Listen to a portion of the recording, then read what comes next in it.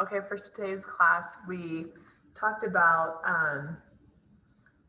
first, we had talked about what, reviewed McCarthyism and what that means in Red Scare. So McCarthyism is named after that guy I talked to you guys about, Joseph McCarthy. He was a senator, and he was in a hearing, and he puts out this list of people, and they're like, hey, these are all the people that are working for our state government, basically the country's government, and that are communist. And he just starts accusing people with no evidence that they're communists. And so McCarthyism is basically saying that you're accusing someone of communism without any evidence. So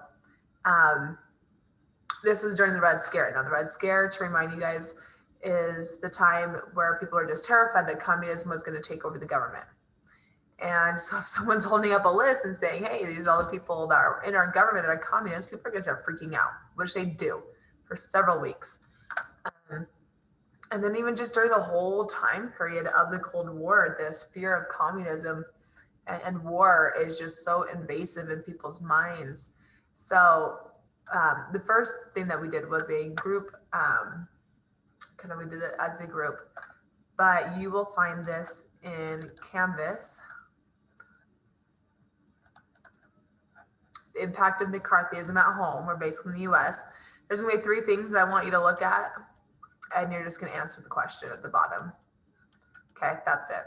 So, so we did that together. We reviewed other ones as well, but as long as you do these, you'll be good.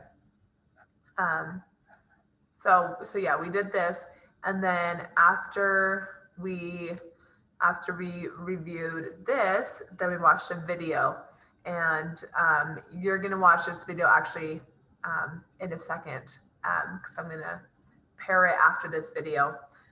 So the video we watched was just a short brief, like this is basically how the Korean War played out. And then after the video, I talked to the class about how the Korean War still isn't over.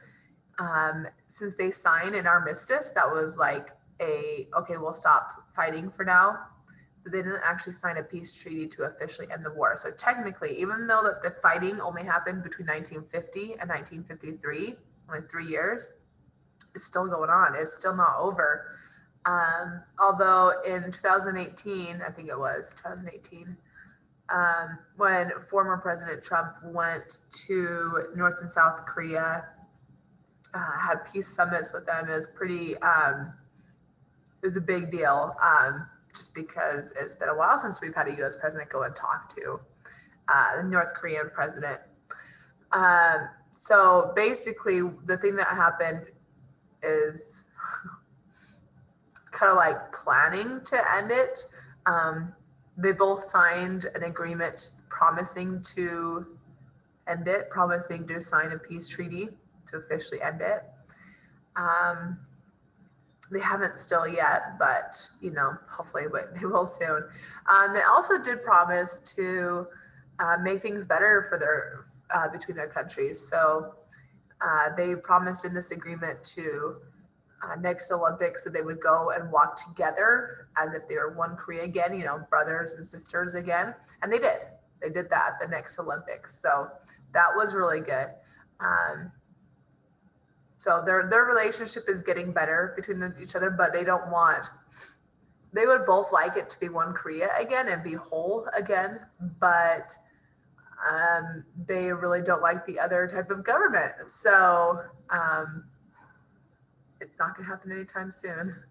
So, and I wonder if that's why the peace treaty still hasn't been signed, because they still want that eventually. They still want a way to achieve that eventually, even if they do invade the other side. So you'll watch that video, and then at the end of this video, and then your homework, I'm not even sure if I have it up right now. Okay. So your homework is this Korean War textbook analysis. So all you're going to do for this is pretty simple, really. There's 2 different perspectives in these 2 different sections that were taken from the textbook. And one section, you've got one point of view for textbook A, and then the other point of view by textbook B. And so you can kind of see like the first one, American imperialists, American invaders, and the second one,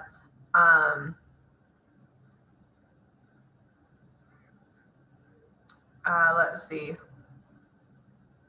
the North began their aggression. So it's kind of like different perspectives of who's at fault and who's the aggressor, who's the